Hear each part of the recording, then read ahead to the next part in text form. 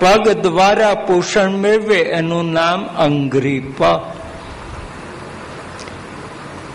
એટલે વૃક્ષના હાથ તો બીજાને આપવા માટે સદા આમ લંબાયેલા છે.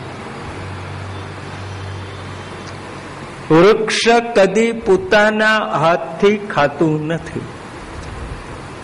અને આપણે બધા હાથમાં હોય તો પેલું મોઢામાં મૂકવાનું મન થાય.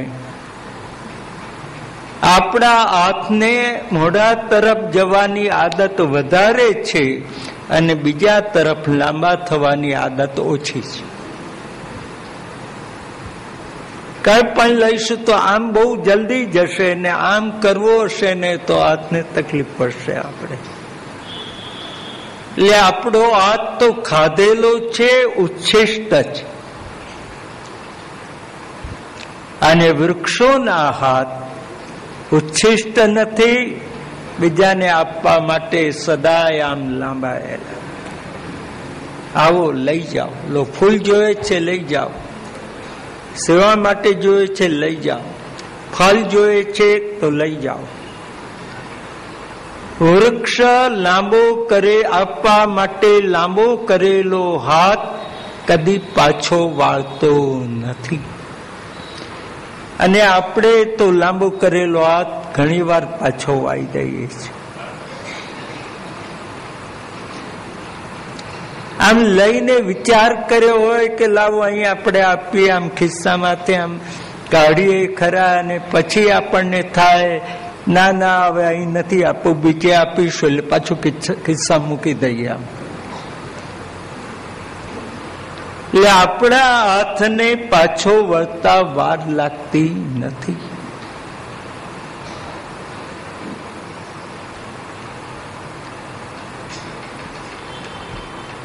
જેમ જેમ જીવનમાં સમૃદ્ધિ વધે એમ નમ્રતા આવી જોઈએ. જેમ વૃક્ષમાં પુષ્પો અને ફળ આવે એમ વૃક્ષ નમ્ર બનતું જાય. અને માનવની પાસે સમૃદ્ધિ આવતી જાય તેમ આમ, કારણ કે માણસ તાડના ઝાડ જેવો ને એટલે આમાં અડગ ને અડગ રહે. આમાંના ઝાડ જેવો હોય તો એની ડાળીઓ નમે, પણ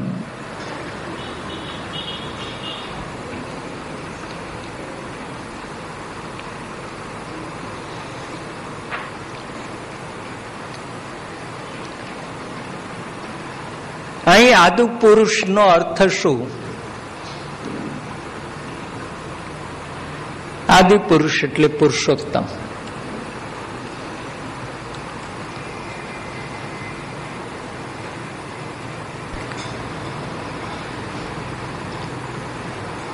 હવે આદિ પુરુષના ચરિત્ર કોણ ગાય? તો વેદ ગાય છે.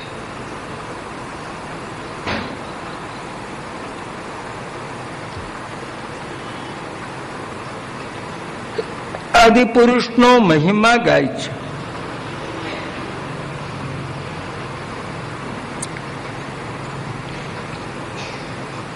જેમ ભગવાન સ્થિર છે એમ ભગવાનને માટે ચરણમાં રહેલી લક્ષ્મી પણ સ્થિર છે.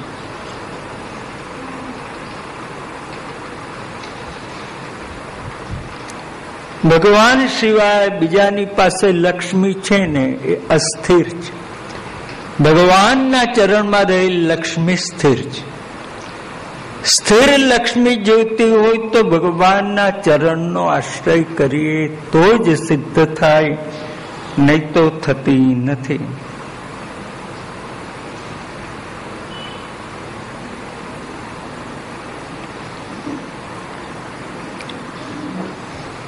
ભગવાન આવનમાં ફરતા ફરતા સ્થિર ભૂમિ ઉપર ગાયોને બોલાવે છે. ત્યારે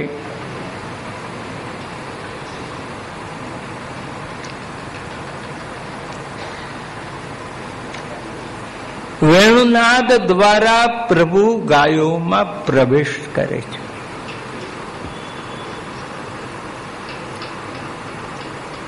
પ્રભુમાં પ્રવેશ થાય, પ્રભુનો પ્રવેશ થાય કે નહીં?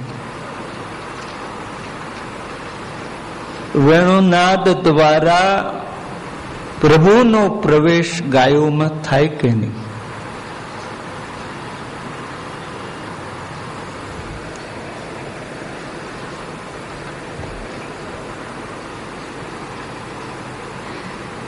આપણે આપણા દીકરાની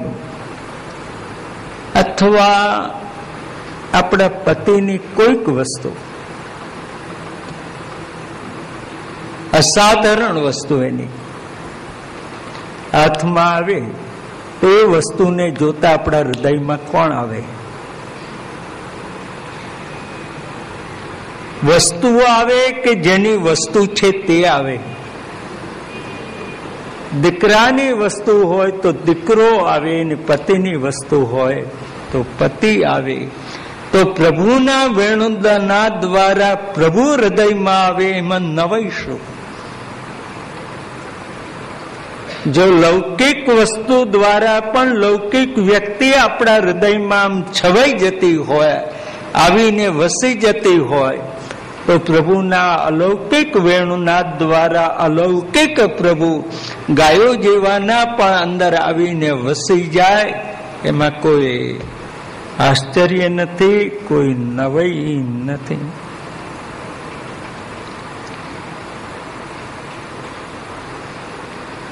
આને પ્રભુ હૃદયમાં આવી જાય પછી એ આનંદ કેવો નિસ્સીમ હોય, એ આનંદ કેવો અપાર હોય.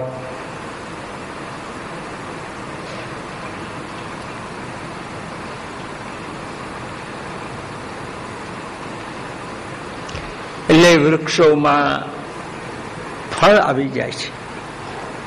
વૃક્ષોના થડમાંથી, ફળમાંથી, પુષ્પમાંથી આપોઆપ રસની ધારા આવે છે.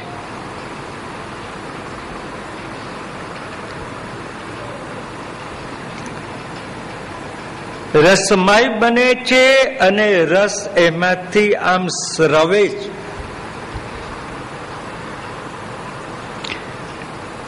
ગુલાબના છોડ પર ગુલાબના ફૂલ આવી જાય ને એમાંથી આમ ગુલાબનો રસ આમ અંદરથી વહેવા લાગે, સુગંધી સુગંધી ચારે બાજુ થઈ જાય. કદમના વૃક્ષ હોય તો એના પર કદમના ફૂલ આવી જાય, એમાંથી કદમનો રસ આમ વરસવા લાગે. આખી એની અત્તર કાઢવાની કોઈ પ્રણાલિકાની જરૂર નહીં. ભગવાનનો વેણુનાદ આ કામ કરે છે. જેમ આપણા હૃદયમાં આપણું કોઈક સ્વજન આવી જાય અને એના પ્રત્યે આપણા હૃદયના સ્નેહના પ્રવાહ જેમ વહેતા થઈ જાય, એમ પ્રભુ વેણુનાદ દ્વારા આ પ્રવેશ કરે ત્યારે એનામાંથી આપોઆપ રસ આમ વહી રહ્યો છે. પછી લતાઓ હોય, એ વૃક્ષો હોય કે ગાયો હોય,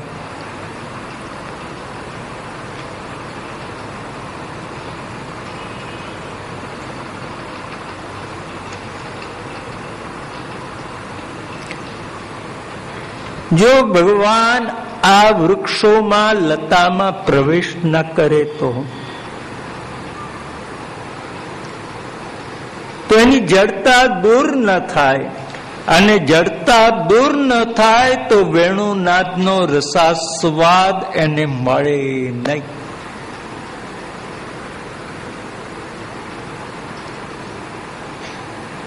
કોઈ જડ માણસ હોય એને કલાના રસનો આનંદ આવે ખરો?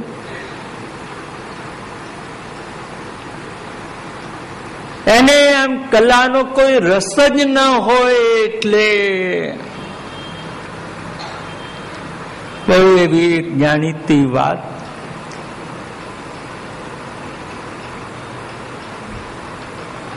એક જણે બહુ સરસ આમ તબલા વગાડ્યા, આખો સભા મંડપ આમ